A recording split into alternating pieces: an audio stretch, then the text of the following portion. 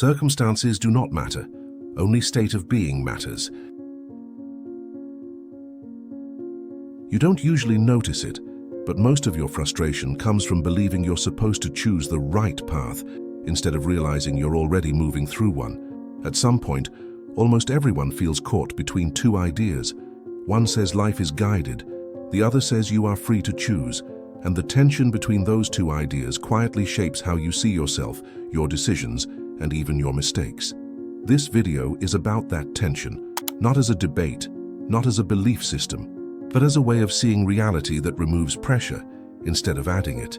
Because when people talk about God's will versus free will, what they usually imagine is a test, or a judgment, or a conflict between control and freedom. But there's another way to look at it. And once you see it, the conflict starts to dissolve. This perspective matters now because many people feel stuck while doing everything right. They make effort, they think carefully, they try to improve, and yet something still feels misaligned. What's often misunderstood is not choice itself, but how choice actually works. Most people think choice happens at the level of action. What should I do? Which option should I pick? But that's already late in the process. The deeper movement happens before that. It happens at the level of state, at the level of how you are oriented toward reality in that moment.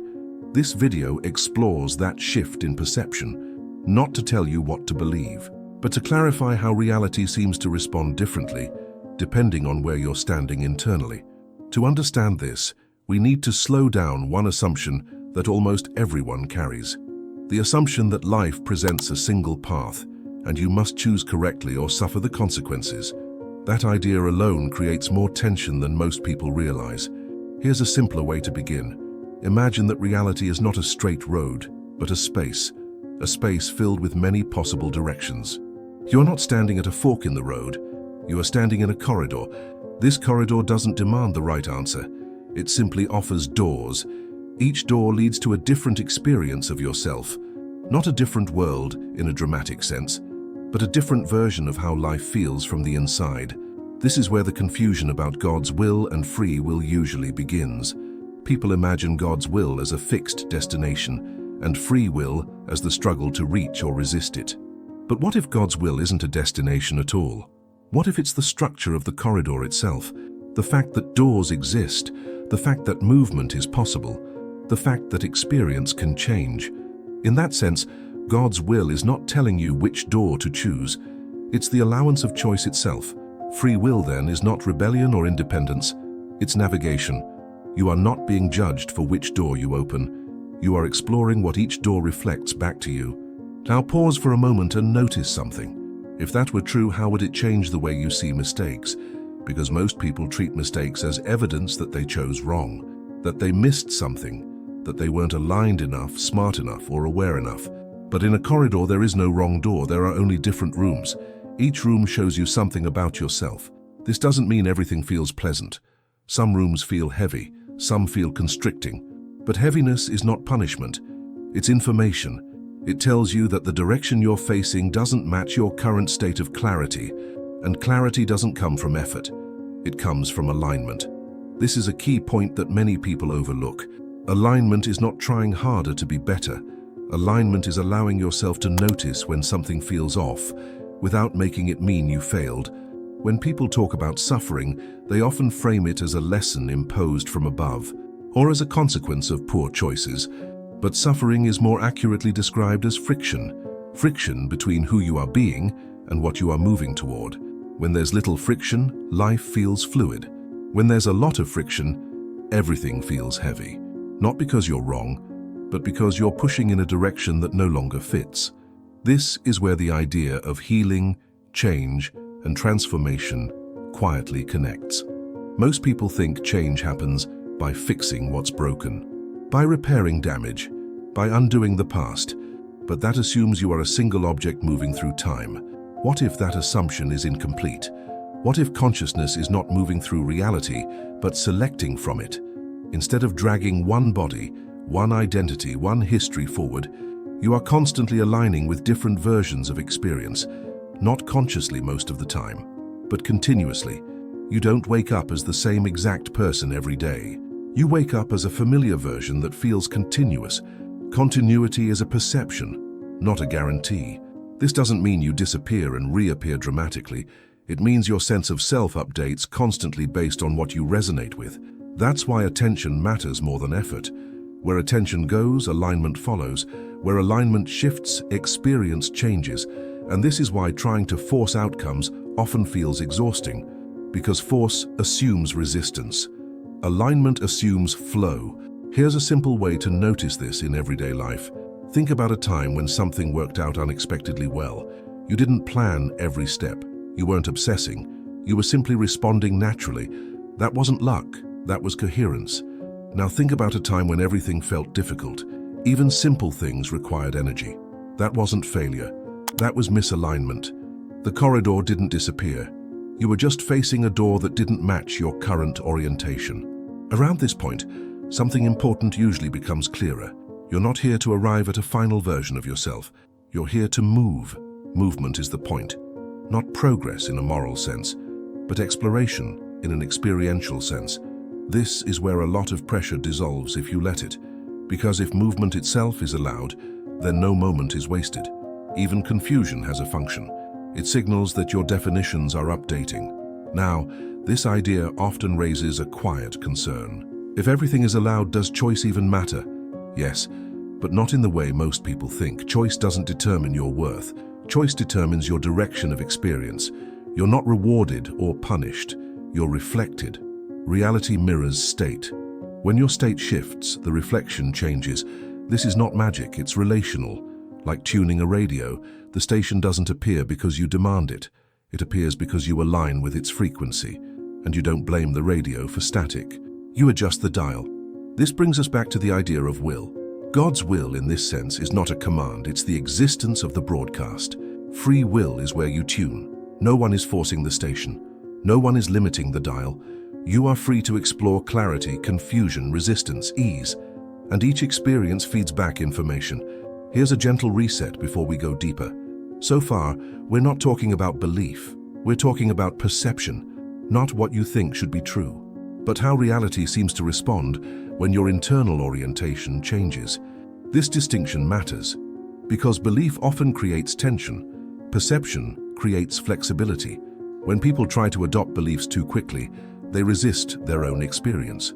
But when perception shifts naturally, understanding settles without force. Now let's bring this into something more concrete. The body. Many people see the body as a fixed object that accumulates damage over time. Something that must be repaired, managed or endured. But what if the body is more like a display than a container? A feedback system. It reflects state. This doesn't mean symptoms aren't real. Experience is real. But the body you experience is part of the reflection, not the cause. Think of it this way. You don't move one body through many states. You experience many states through bodies that match them, just like you don't drive one car through every country. You enter different environments with different vehicles. The driver remains the same. The vehicle changes. This doesn't require belief. It's an analogy for orientation. When orientation changes, the experience of form follows. That's why some changes feel instantaneous and others feel gradual, not because the body is slow, but because alignment stabilizes at different rates. And this also explains why effort alone often fails, because effort tries to change form without changing state. State always leads. This is also where the idea of intentional forgetting comes in. You are not meant to remember all versions of yourself at once. That would be overwhelming. Forgetting creates focus.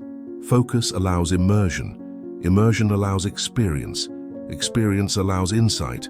And insight allows movement. Nothing is wasted. Now there is a soft point here that connects to something later. At some point you may realize that what feels like choice is often recognition. You don't create alignment.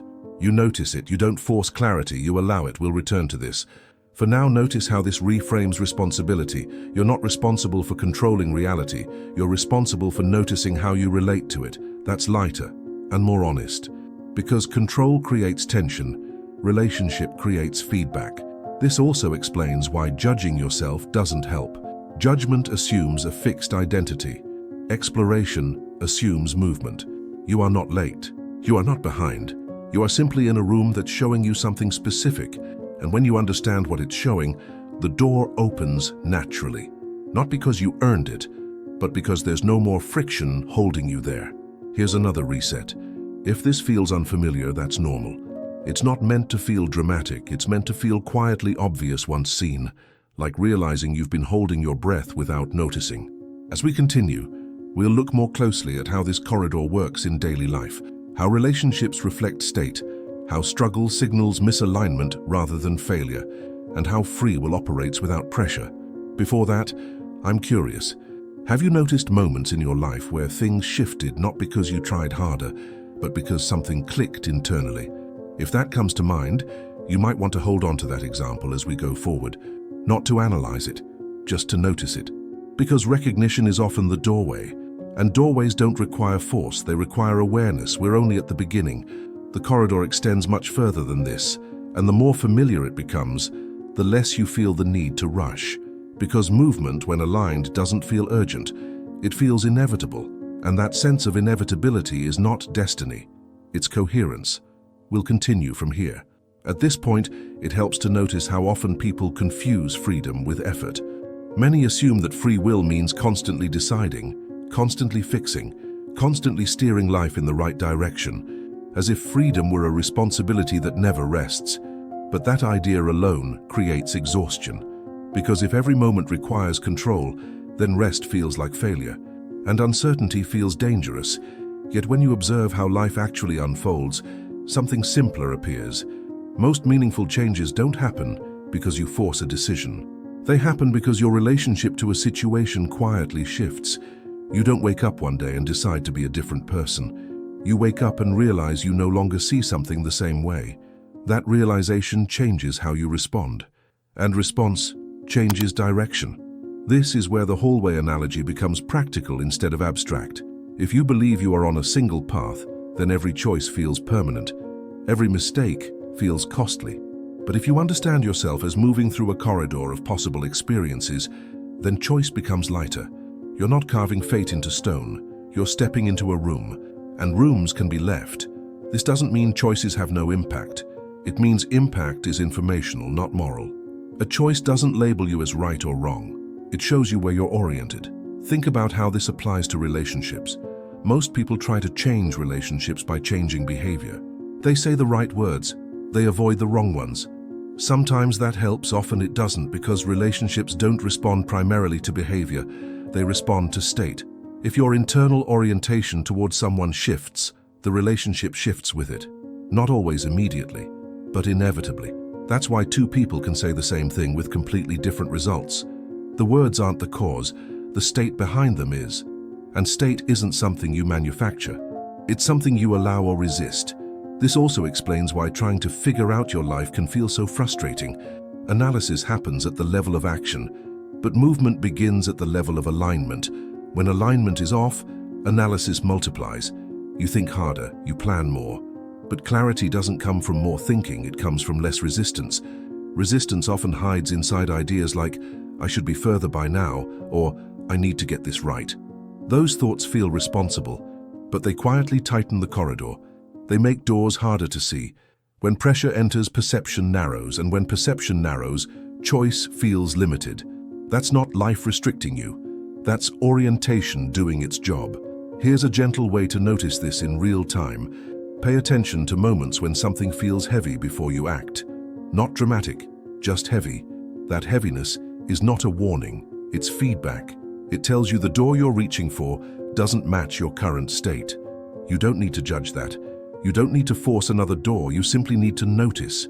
Notice creates space. Space reveals alternatives. This is why many shifts happen after people stop pushing. They don't give up, they let go of tension. And tension is what keeps you facing the same door. Now there's an important misunderstanding to address here. Some people hear this and think it means passivity, as if alignment means waiting for life to happen. But that's not what this perspective suggests. Alignment is not inaction, it's responsive action. You still move, you still choose, but you're choosing from clarity instead of pressure. That difference changes everything, because action taken from pressure feels urgent. Action taken from clarity feels obvious, and obvious actions don't drain energy. This brings us back to the idea of suffering. Suffering isn't proof that something went wrong. It's proof that something is being resisted. Not morally resisted, perceptually resisted. You're holding on to a definition that no longer fits, and life keeps reflecting that mismatch until it's noticed. Once it's noticed, the reflection changes. Not because you earned relief, but because the relationship shifted. This is why some problems dissolve without dramatic solutions. You don't fix them. You outgrow the orientation that sustained them. From the outside, it looks like healing. From the inside, it feels like relief. Now notice how this reframes responsibility again. You're not responsible for fixing every outcome. You're responsible for noticing how you're meeting the moment. That's a quieter responsibility. And it's sustainable, because it doesn't demand perfection. It invites awareness. Here's a reset before we go deeper. Up to now, we're not saying that life is random, and we're not saying it's predetermined. We're saying it's relational. Your experience arises from an interaction between consciousness and possibility. That interaction is continuous, not decided once. This is where the idea of parallel versions of self becomes useful, not as science fiction, but as a way of understanding experience. At any moment, there are many possible ways you could experience yourself: confident, confused, at ease, tense. You don't become those through effort. You align with them through orientation. The version you experience feels continuous because memory creates coherence, but continuity doesn't mean singularity. You don't need to believe this. You only need to notice how quickly you can feel like a different person when your mood shifts. That shift didn't require time travel. It required alignment. And if that's true emotionally, it's true experientially as well. This also explains why change doesn't always follow intention. You can intend a result while staying aligned with the state that contradicts it. Then nothing seems to move. That's not punishment. That's consistency. Reality reflects state more faithfully than desire. Desire points forward. State determines where you stand. When those two align, movement feels natural. When they don't, frustration appears. Frustration isn't a failure signal. It's a calibration signal. It tells you that effort is being applied where orientation needs adjustment. Now, around this point, many people quietly realize something important. They've been trying to use free will to control outcomes instead of to choose orientation. But free will operates most powerfully at the level of perception. You are always free to notice differently. And noticing differently is the doorway to another room. This is the soft moment we hinted at earlier. Later, this connects to how identity itself becomes flexible without losing coherence. We'll come back to that. For now, let's look at how this corridor idea changes the meaning of purpose. Most people feel pressure to discover their purpose as if it were hidden somewhere, as if there's a correct door they haven't found yet. But purpose isn't a destination in the corridor. It's the reason the corridor exists. Purpose is exploration, not random wandering, but intentional experience. You explore what it feels like to be you in different states, and through that exploration, clarity naturally deepens.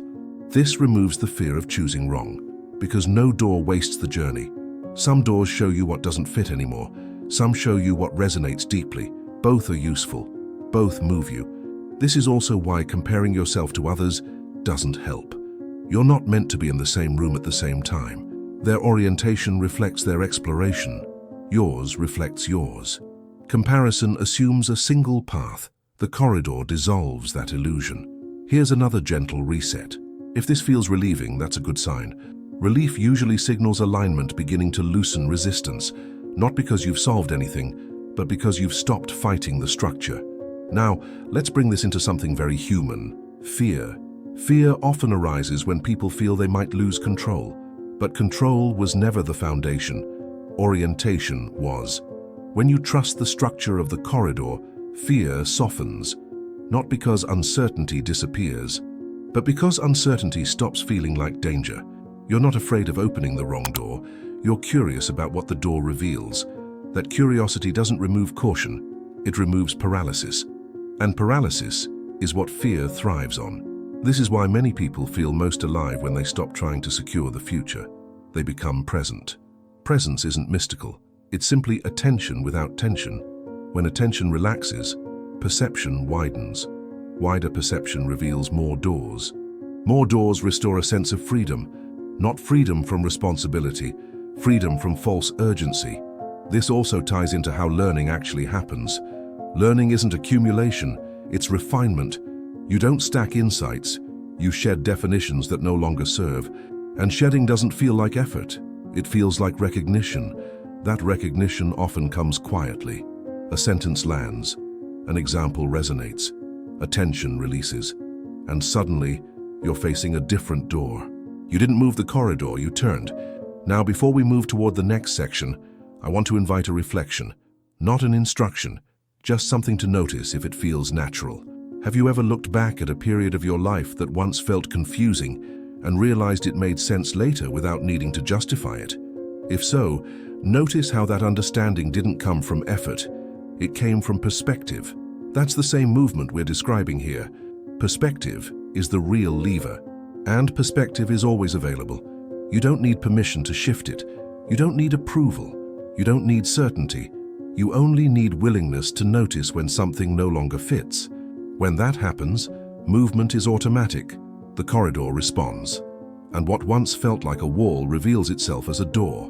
We're approaching a deeper layer next. One that connects free will, not just to choice, but to identity itself. How you can feel continuous while changing profoundly. How awakening can be quiet and individual rather than dramatic. And why the sense of becoming is more accurate than arriving. We'll go there next. For now, stay with this simple idea. You are not being pushed toward a destiny. You are being allowed to explore experience. That allowance is not passive, it's generous. And the more you recognize it, the less pressure you feel to get anywhere fast. Because movement, when aligned, takes care of itself. At this stage, it becomes easier to see that what you call yourself is not a fixed point, it's a process. Not a process of improvement, a process of clarification. You don't become someone new by adding traits. You become clearer by releasing what no longer matches. That's why deep change often feels like remembering rather than learning. You're not building an identity, you're tuning into one. And that identity is not singular, it's contextual. Who you are at ease is not who you are under pressure. Who you are alone is not who you are in conflict. These aren't contradictions, they're orientations. Different rooms in the same corridor. What usually causes confusion is the belief that one of these versions must be the real one, but reality doesn't demand that kind of consistency. Continuity is useful for navigation, not for definition. You don't need to decide who you truly are. You experience who you are by how you relate in each moment, and that experience feeds back information. This is where the idea of awakening quietly appears, not as an event, not as a moment of realization that separates you from others, but as a gradual softening of effort. You stop trying to hold yourself together, you stop defending a story, and in that space, perception becomes more honest. Honesty doesn't mean harshness, it means simplicity. You notice when something feels aligned, you notice when it doesn't, and you trust that noticing. This trust is subtle, it doesn't announce itself, it doesn't demand proof, it simply reduces resistance. This is why awakening often goes unnoticed by the person experiencing it. There's no fireworks, no announcement. Life just feels less heavy. Decisions feel cleaner, reactions soften, and situations that once felt overwhelming begin to reorganize without drama. This doesn't mean challenges disappear. It means they no longer define you. They pass through experience instead of anchoring identity. Here's a gentle reset. Nothing here requires you to adopt a new worldview. It only invites you to observe how experience shifts when pressure relaxes. That's it. Now, let's return to the idea of free will one last time, but from a deeper angle. Free will is often framed as the power to choose outcomes, but outcomes are reflections. Free will is more accurately the freedom to choose relationship. How you relate to uncertainty, how you relate to discomfort, how you relate to yourself when things don't go as expected. Those choices happen constantly, often unnoticed, and they matter more than major decisions, because major decisions grow out of those small orientations. If you consistently relate to uncertainty as danger, your corridor narrows. If you relate to it as information, it opens. The structure doesn't change. Your experience of it does. This also reframes responsibility in a final, quieter way. You're not responsible for managing reality. You're responsible for honesty in perception. When something feels off, you don't need to fix it immediately. You need to notice it accurately. Accuracy dissolves resistance faster than effort ever could. This is why many people feel relief when they stop trying to do it right. They weren't doing it wrong. They were just trying to control something that responds to alignment instead. Alignment doesn't require constant attention. It requires sincerity.